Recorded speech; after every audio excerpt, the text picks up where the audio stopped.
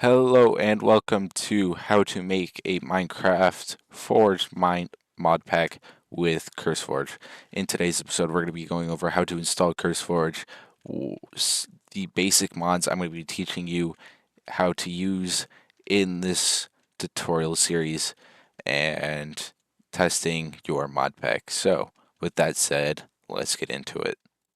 Alright, so the first thing you want to do is go to this CurseForge for download CurseForge. You're going to either click download on Overwolf, download Windows, Mac. I'm going to recommend this one. One of these. I personally use this one. I'm not going to recommend any. You can obviously get the standalone if you have Mac and Linux. You're going to have to obviously get one of those. And then you're just going to click download. Right, so once you have the CurseForge app installed, you're going to see a menu that looks similar to this. Obviously, you don't have any mods installed. It's just going to be pretty empty. So the first thing I want to do is go up here to this button and click Create Custom Profile. Now, this is where you're going to be making your mod pack. So for the purposes of this, I'm going to be naming mine tutorial. Obviously, you can name yours whatever you're going to name your pack. If I was making Evolve, I'd name it Evolve. And actually, for Evolve, as you can see here, I have it named Evolve 1.20, but I do also have some named like Evolve Dev Instance, which is the older 1.19.2 version. So it's really up to you what you name it, but like I said, I'm just going to be naming this tutorial. Now, Minecraft version and game type. So with Minecraft versions, obviously there is a wide variety. Personally, I'm going to be using this tutorial on 1.20.1, and this is obviously a Forge tutorial on. Now, the reason I'm doing 1.20.1 is once you get back before 1.18, things start to feel pretty dated. Like you can obviously tell with the terrain.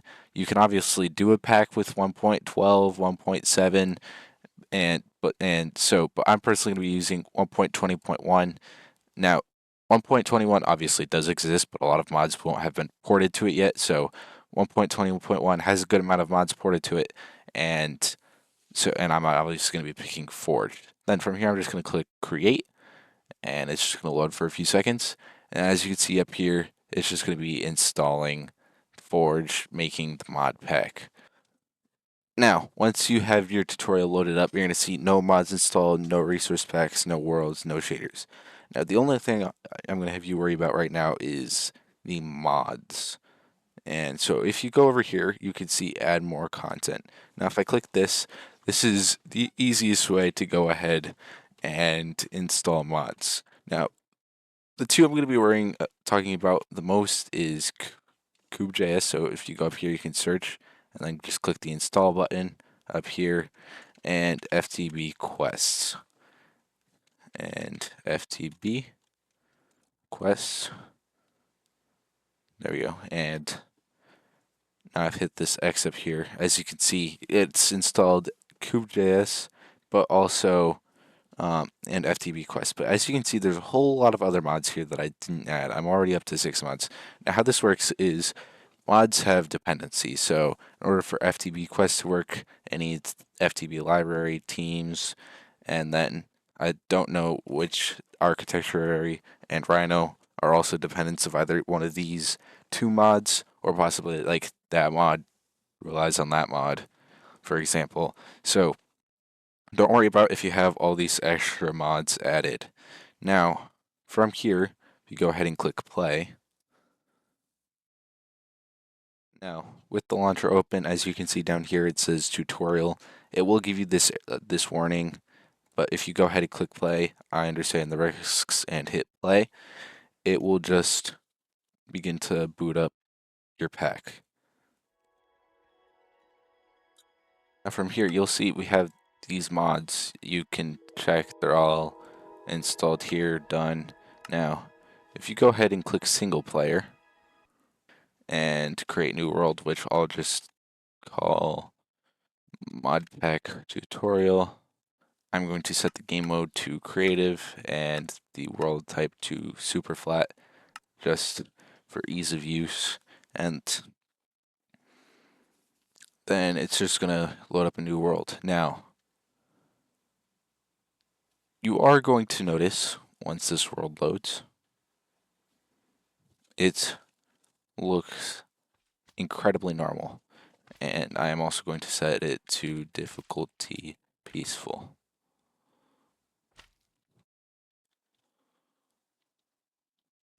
Now, as you can see here, it looks really normal. But if I open up my inventory, as you can see here, we have all these buttons. Now, all of these come from the mod FTB quests, which is obviously what I use for quests. So if I go ahead and hit quests, as you can see, this is completely empty. Now, what I'm going to do is I'm going to go down here and I'm going to click this button. And as you can see, it now that says enabled. So, but I can't do anything here. That's just basic FTB stuff, which I will get into in a later episode. So, as you've probably been able to see, you haven't seen much of CodeJS. Obviously, I've shown you some FTB quest stuff, all these things here, all part of FTB quests and FTB teams, but there's nothing from CubeJS, even if I search in here, CubeJS. But as you can see, it is actually in this pack. If I do CubeJS, for example, reload startup scripts, it'll reload those. So that's how you can check if it is installed. And obviously, if you want, you can do FTB quests like uh, that shows you that the mod is in fact installed. But we're not going to worry about getting into the details of those quite yet, just because that's going to be for a later episode. But as of today, you have been able to download CurseForge, install a couple mods, and test your pack. So, with that said, that's going to be all for this first tutorial episode. In the next episode, we'll be going over some more details on adding more mods and some personal recommended mods that I have.